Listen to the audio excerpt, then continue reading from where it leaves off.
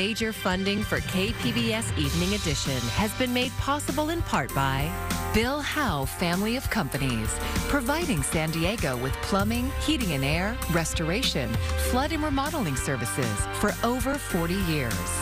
Call 1-800-BILL-HOWE or visit billhowe.com. And by the Conrad Prebys Foundation, Darlene Marco Shiley, and by the following.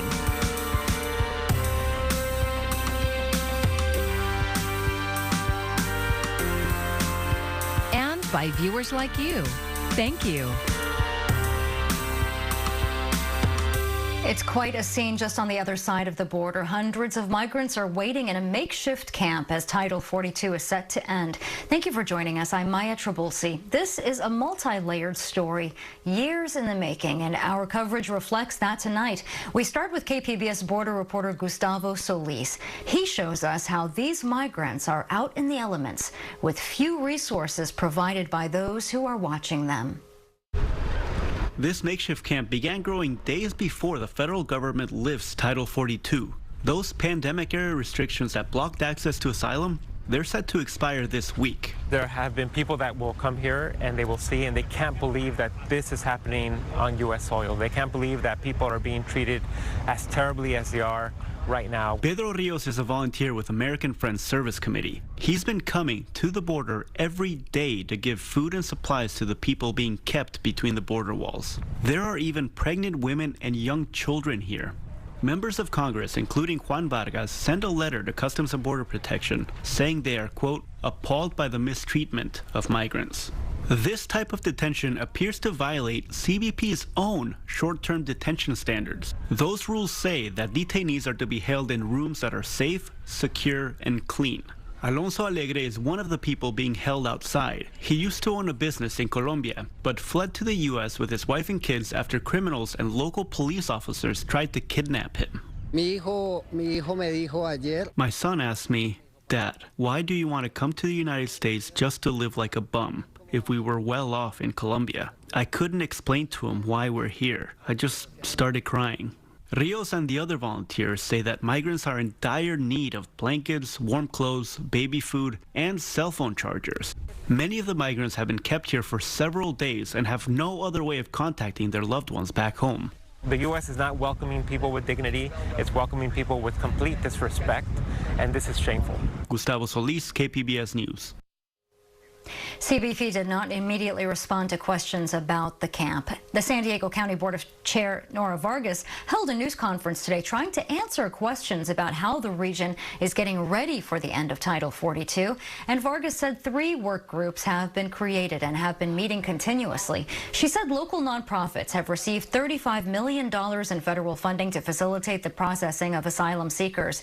And she said the Rapid Response Network is ready to provide resources to migrants who may find themselves released on the street if shelters and nonprofits are out of room. Vargas admitted the county is still asking for federal help for shelter locations and long-term solutions, but she cut the news conference off as reporters, including KPBS reporter Kitty Alvarado, tried to ask about security, additional shelter beds, and street releases. What we need to be able to increase the migrant shelter capacity. That's our message to the federal government.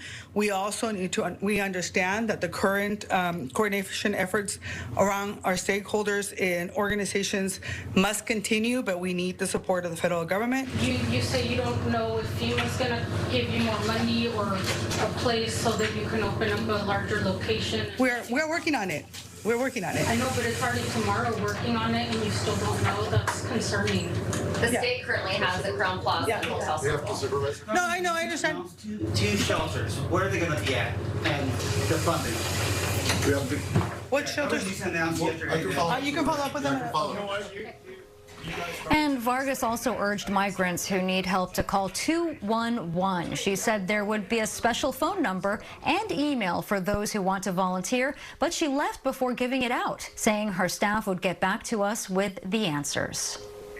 U.S. troops are arriving along parts of the U.S.-Mexico border ahead of the end of Title 42, and most of them are U.S. Army soldiers. KPBS military reporter Andrew Dyer tells us how Camp Pendleton Marines will also be involved. About 550 active duty troops have arrived at the U.S.-Mexico border. That's about a third of the number authorized by President Joe Biden to support Customs and Border Protection as Title 42 expires, ending pandemic asylum restrictions. 200 Marines from the 1st Marine Division at Camp Pendleton will be among the 1,500 total troops mobilized, according to the Marine Corps. It's a significantly smaller number than the more than 1,000 local Marines who deployed to the border in 2018 and 2019. At a Pentagon press conference Tuesday, Air Force Brigadier General Pat Ryder said troops will not be interacting with migrants in any way and are only fulfilling supporting roles for the Department of Homeland Security. They'll be there in support of Customs and Border Patrol. They will not be conducting any type of law enforcement activities. My understanding is that some of those troops will be operating near El Paso. Military officials did not say when the Marines will deploy from Camp Pendleton or where on the border they're going. Andrew Dyer, KPBS News. And KPBS has been on this story with new reporting in recent days, and that includes an episode of Midday Edition all about the end to Title 42 policy. Gustavo Solis also has an update on changes to the mobile app for asylum seekers, and you can find those stories and more at kpbs.org. A birth control pill is one major step closer to being available over the counter. O-pill would be available without a prescription. An FDA advisory panel is giving unanimous support to the plan. While the FDA is not required to follow the advisor's recommendations, it often does. The panel agrees that people would be able to use O-pill safely and effectively without help from a healthcare worker. It's expected to make a decision this summer. California's long-serving U.S. Senator is back at work. Dianne Feinstein arrived on Capitol Hill today, and she needed the help of a wheelchair to get around, but told reporters that she's feeling much better. Senator Feinstein missed several weeks to recover from shingles. Some Democrats had called for her to resign, worried that her absence would slow down their work on approving judges and other key issues. Last month, the National Park Service abruptly pulled the plug on a pair of webcams operated by the popular San Diego Webcam YouTube channel. Park officials say security concerns raised by the Navy is the cause. The camera's operator isn't buying that and says a near-miss incident caught on camera last year led to the decision. KPBS military reporter Andrew Dyer has more. Barry Barami is not happy. The cloud architect is the administrator of the San Diego Webcam, a YouTube channel that live streams San Diego Bay. It's absurd. This is all absurd. Last month, officials at Cabrillo National Monument in Point Loma disconnected 2 webcams Barami installed a decade ago. Barami says he installed the cameras in an arrangement with the park. He was allowed to mount and operate the cameras, and he provided Wi-Fi service to park guests. Now, Naval Criminal Investigative Services, or NCIS, says that the cameras were a security concern, claiming they broadcasted military activity on Naval Air Station North Island and Naval Base Point Loma. The Park Service says that after reviewing those concerns, it decided it did not have authority to continue to authorize them. The San Diego Webcam is not live streaming anything that people can't already see. Barami says the move amounts to censorship. Well, you know, when the government starts censoring a very public view, I think that everybody should be concerned. Warship 49, we're coming to port to avoid you. Back in November, Barami's cameras were rolling when 2 Navy warships almost collided at a narrow point in the bay. The ships had to take evasive maneuvers to avoid the collision. Warship 92, we're coming to port to avoid you as well. Barami's cameras were unplugged last month, the day before the Navy released its investigation into that incident. Actions he thinks are connected. It's not for security, and it's no coincidence that after 10 years, they cut it off a day before the report came out. I mean, give me a break. This has been an issue in numerous cases. That's David Loy, the legal director of the First Amendment Coalition, a nonpartisan, nonprofit organization that advocates for government transparency. The First Amendment guarantees the press and public the right to record, observe, and report on anything that occurs in a public place. So if the government has secrets to keep, it needs to keep them secret. It cannot tell the press and public that you may not film or record or observe matters that the government itself exposes to the full view of the public. Belinda Taylor lives in Virginia, and her son serves on a San Diego-based ship. I'd like to see that camera get turned back on so that we can see our families and our children and other people's children and celebrate with them when their families come in. Taylor and her family were unable to come to San Diego to greet her son when returning from deployment. She says she found the San Diego webcam after the Cabrillo fees were cut and is disappointed she wasn't able to watch her son's ship come into the bay. None of us can really go out there to see him, so having that camera gives us that opportunity to see him. Even if we can't see him, it's like being there even though we can't be there.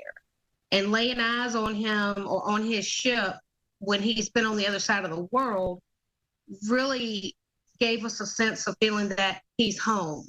Asked if these newly raised security concerns would impact public access to the park or visitors' ability to take pictures and video, the National Park Service says it has no further comment. Barami says he already has plans to mount even more cameras locally and is also developing an app to let anyone live stream from the park with their phones. Andrew Dyer, KPBS News. Vice President Kamala Harris says that she won't cross the picket line, and now a planned trip to Southern California is on hold. The vice president is postponing her appearance at an event produced by MTV for mental health awareness. Union writers are now in their second week of striking over pay and other issues. The vice president's office says it hopes the event will be rescheduled once a resolution between the union and major studios is reached. A new report shows fewer people are dying from cancer in the U.S. However, the research also highlights major disparities. Mandy Gaither explains what some health experts say needs to be done to close the gap. First, the good news. A new report by the American Cancer Society looking at cancer deaths in U.S. congressional districts finds overall declines in the past 25 years, with fewer cancer deaths noted among males at a 20 to 45% decline, and among females a slightly smaller decline of 10 to 40%, but for a couple of reasons. Decline in smoking prevalence started earlier among men historically, and also the death rate, cancer death rate among men were much higher than among women. However, researchers say the declines didn't happen equally. The data shows disparities based on race and ethnicity. While cancer death rates decline for Black men, overall cancer deaths are still significantly higher among the Black community when compared to other groups. The study's lead author says to change this, there needs to be a focus on reshaping policies around tobacco use, as well as making sure there's equitable access to cancer screenings and treatments. By looking at the death rates by congressional district, researchers hope it'll have public health policy implications. Representatives have the power to vote for some policies that can reduce cancer mortality and also reduce cancer disparities in mortalities. For Health Minute, I'm Mandy Gaither. Meanwhile, a federal health task force is now recommending all women with an average risk of breast cancer start screening at the age of 40. The U.S. Preventative Services Task Force previously recommended women get mammograms every other year, starting at the age of 50. This latest draft proposal is not final. It includes all people assigned female at birth. The proposal will be available for public comment on the task force website through June 15th. Hospitals across the nation are experiencing shortages of healthcare workers, and nurses are among those in high demand. KPBS health reporter Matt Hoffman has an update on how one local hospital is using a big incentive to retain and to hire new nurses. Yeah. Awesome. It's Career Fair Day at Palomar Health's Escondido Hospital. The health system is looking to hire up to 250 nurses, and many applicants were getting on-the-spot offers Wednesday. Congratulations, you obviously made a great impression. Health systems across San Diego have been upping their game to attract nurses. Palomar Health recently introduced a 3-year, $100,000 sign-on bonus. It's for new and existing full-time nurses, and it's something many at the career fair were aware of. We know about this sign-on bonus here. We know that you have multiple positions open. Pamela Travis is an intensive care unit nurse in Temecula. She says the bonus is one of the reasons she's interested in working for Palomar. I definitely think it was the initial attention grabber, and then I think though you always have to show up to a facility, you have to see how the floors are run, you have to talk to your managers. Hospital leadership introduced the $100,000 sign-on bonus for full-time nurses in April. It requires a 3-year commitment, and payouts would increase over time. The bonus is for new full-time hires as well as existing nurses. Many of them thought it was too good to be true. Yes. But we wanted them to know that there's no catch, there's no gotcha.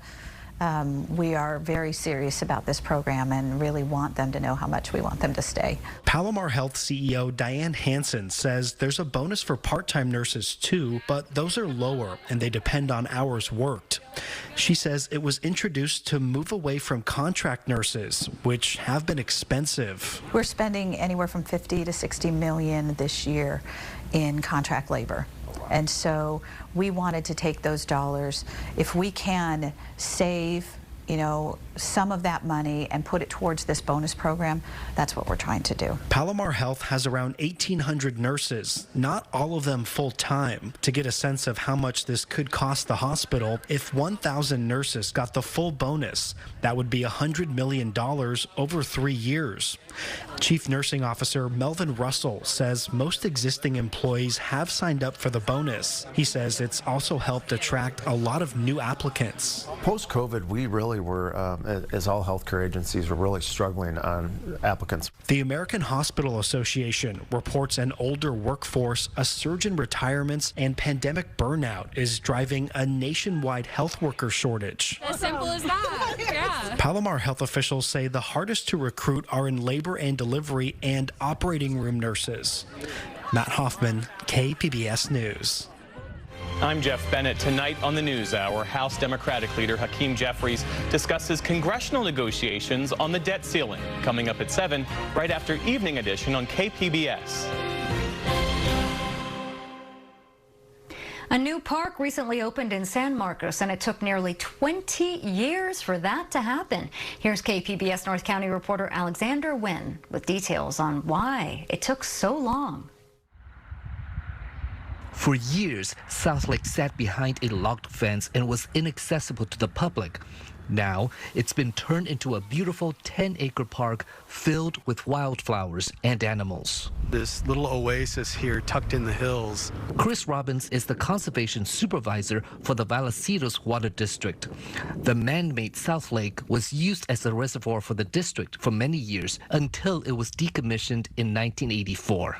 It's been fenced off for years, and so there's a vast quantity of wildlife in the area. We just had a vulture fly over us.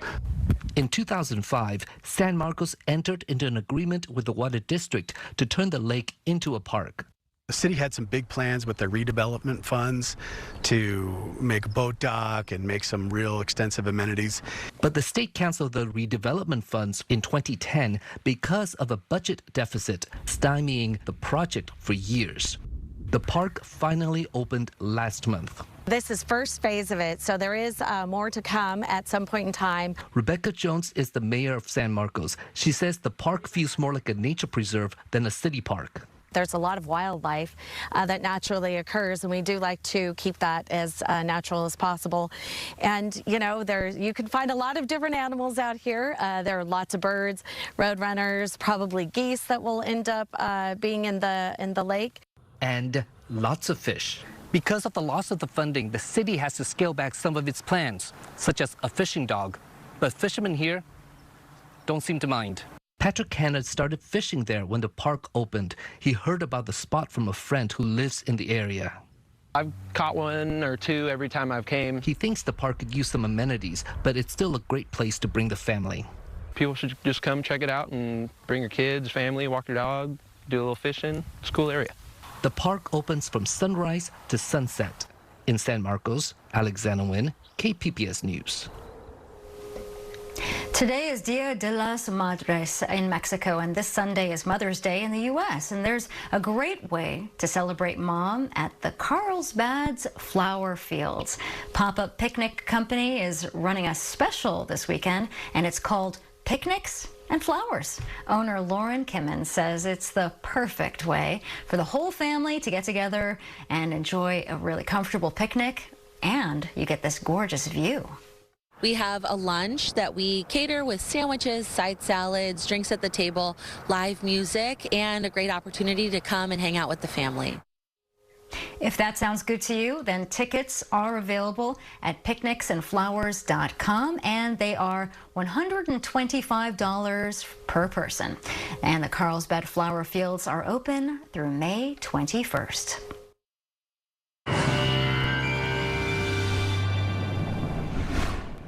Well, we will get to experience some warmer air as we go down the road, perhaps more noticeable toward the deserts and into some of the interior valleys, and a dry stretch of weather coming up. Now, we can see some moisture returning as we head our way into next week.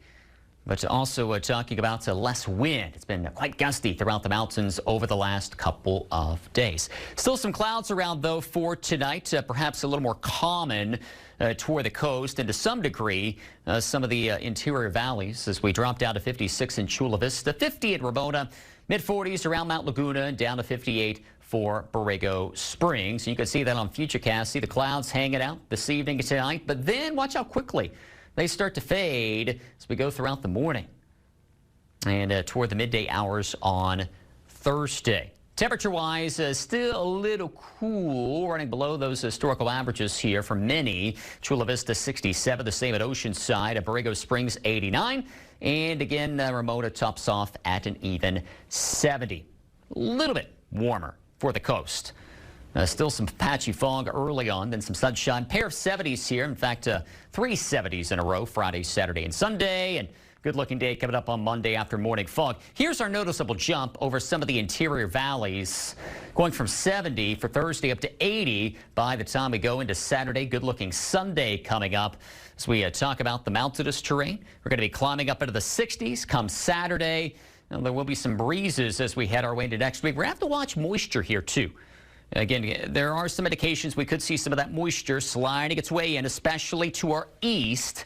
So we're going to be keeping a close watch on that. That can put a little lid on some of the warmth here. I think these temperatures do come down a bit, again, throughout some of the deserts. We'll be watching that moisture as we head our way into next week here over the coming days.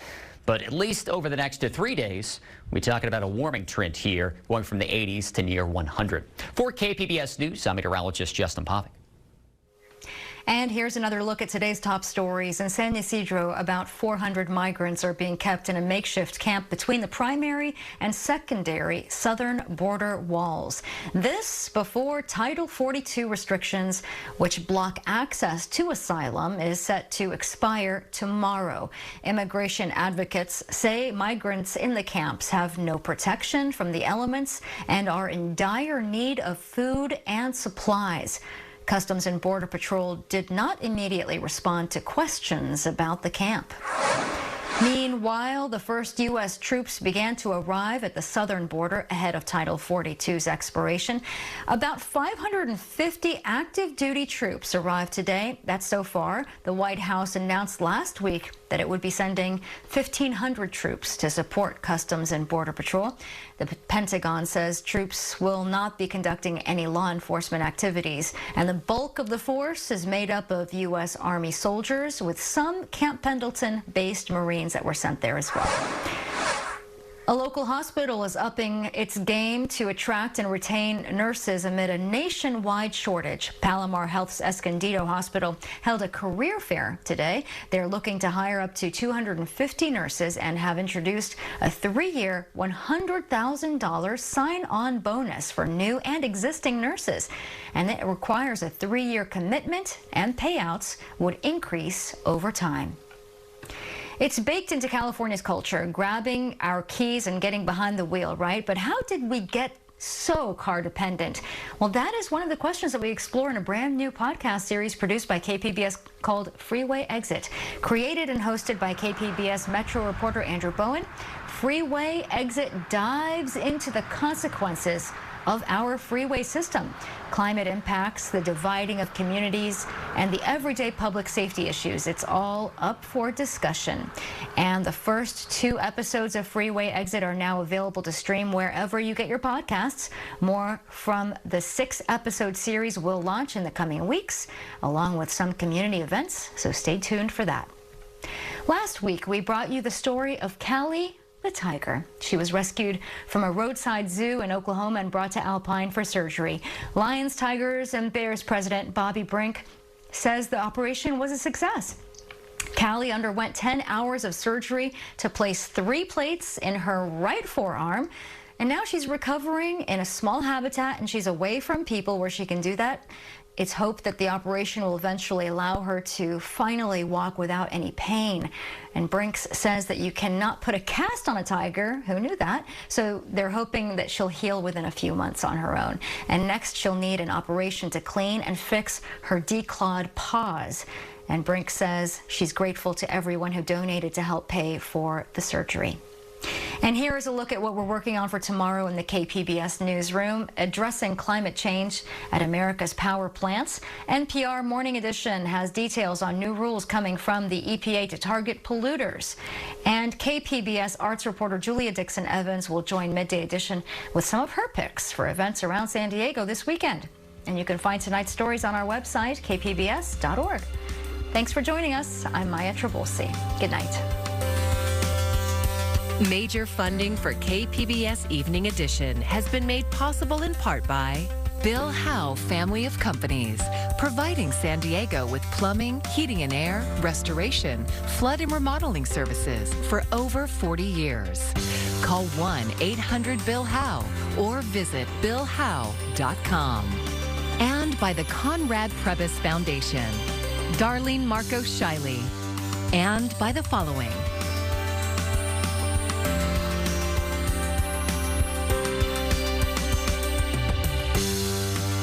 and by viewers like you. Thank you.